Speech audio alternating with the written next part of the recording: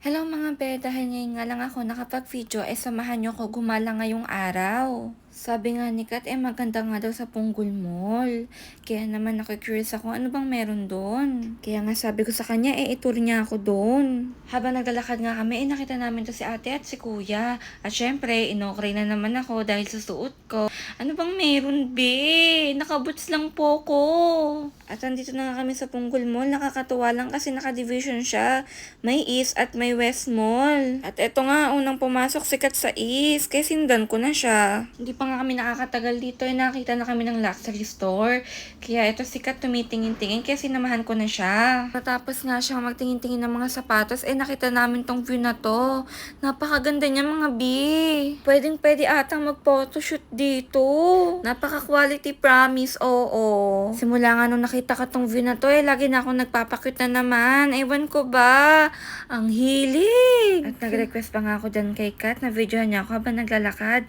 Ewan ko ba, feel na feel ko yung hangin. Syempre, hindi siya papatalo. At may paimot-imot pa nga siya na malaki drama. Ang cute!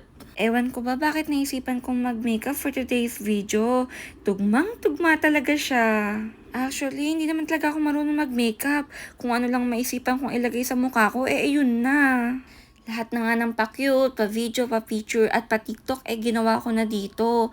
Kaya lang, after nun, kamalas-malasan nga, biglang umulan. Actually, sa mga oras na yun, umaambon na nga, kaya pumasok na kami sa loob bago pa lumakas. May nakita nga kami dito ng mga sale. May mga bra, panty, damit, pang babae, pang lalaki, at iba-iba pa. At marami ditong mga sale na laruan ng pangbata. Pagkatapos nga namin mag-ikot-ikot, nagutom na naman kami.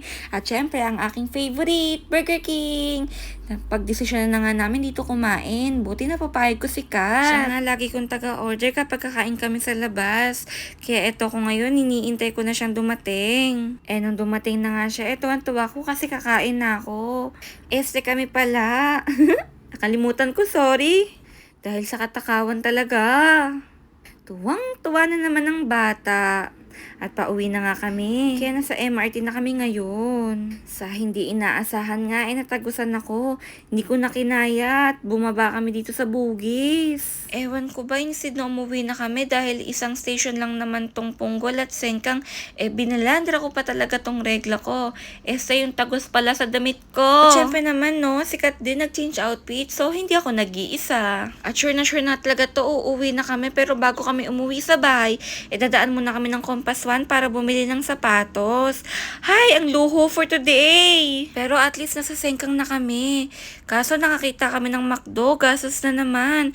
Nagutom kami bigla. Kaya sikat, nag-order na naman siya. Nung nakuha na nga namin yung order namin, natakam ako bigla. Ewan ko, nagtataka kung nasan sikat. Pagtingin ko sa gilid, kumukuha pala siya ng ketchup. Ang sipag mo naman, girl. At pagkatapos nga namin kumain, pauwi na talaga kami. Sure na to at wala nang gastos. Kaya ikaw nga, be, kung nalagpasan mo nga ang video na to, enjoyin mo lang ang buhay, hayaan mo ang gastos kasi kikitain mo pa yan. Pero ang moment, hindi na mababalikan. Kaya hanggang sa muli, bye-bye.